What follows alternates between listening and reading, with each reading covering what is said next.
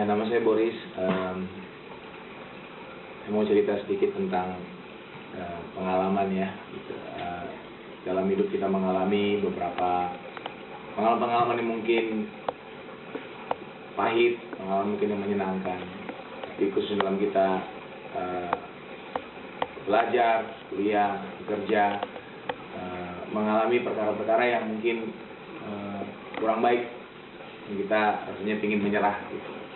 Datang dari keluarga yang 7 orang anak. Bapak saya itu adalah seorang militer gitu ya, dan bapak saya itu tentunya waktu itu saya ingat sekali kita tidak mempunyai banyak, kita dalam hal apapun cukup-cukupan. Nah, saya anak keempat dari 7 bersaudara. Kakak saya 3 sudah kuliah waktu itu di Universitas Sumatera Utara. Mereka kuliah, dan saya lagi kemarin kelas 3 SMA. Tadinya saya mau pingin masuk ABRI aja kali ya, ngikutin akal bersenjata sebagai orang tua, tapi saya berubah pikiran dan saya pingin kuliah saja. Ya, saya ingat sekali ketika saya menyampaikan kerinduan saya kepada orang tua saya, kepada bapak saya, bilang bahwa saya mau kuliah di Universitas Negeri di Jawa ataupun di tempat lain untuk melamar. Bapak saya cuma bilang singkat aja, ya kalaupun kamu masuk Universitas Negeri belum tentu papa bisa membiayai.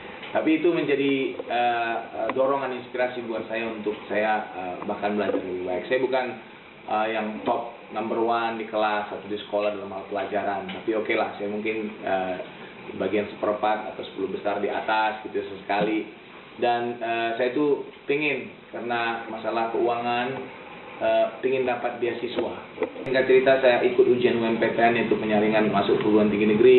Saya ikut juga ujian STAN yang waktu itu memang bergratis, dan bahkan kalau udah kuliah tingkat berapa itu dikasih uang saku. Bahkan saya ikut ujian untuk beasiswa yang ke luar negeri.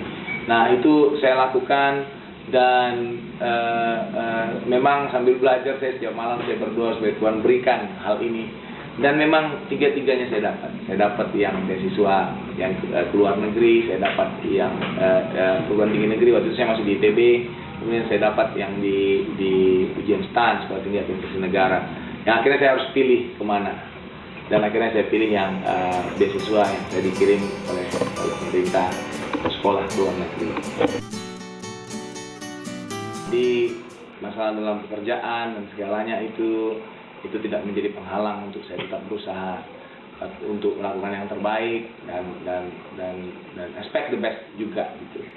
Dan di akhir tahun lalu itu saya mencoba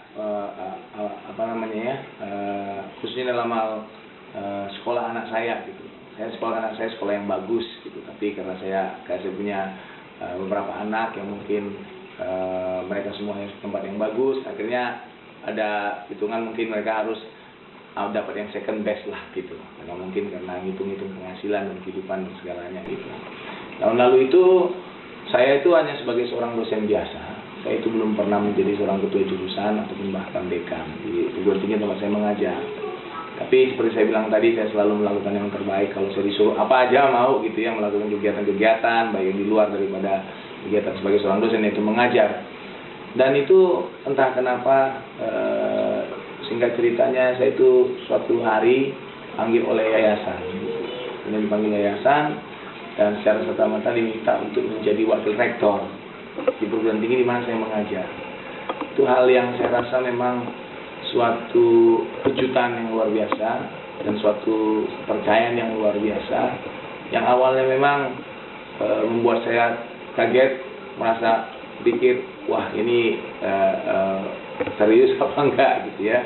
Tapi ternyata memang serius, dan itu saya sudah menjadi wakil rektor di perguruan tinggi tempat saya tadi mengajar selama 8 bulan lah sekarang. Dan itu perjalanan yang lumayan mengesankan, lumayan banyak hal baru yang saya hadapi, banyak tentu tekanan-tekanan baru yang saya hadapi. Tapi kembali lagi, saya coba melakukan selalu yang terbaik. Dan saya tahu kita melakukan terbaik dan selalu serahkan kepada Tuhan, bergantung kepada Tuhan. Apapun yang kita hadapi pasti akan menjadi jalan yang terbaik.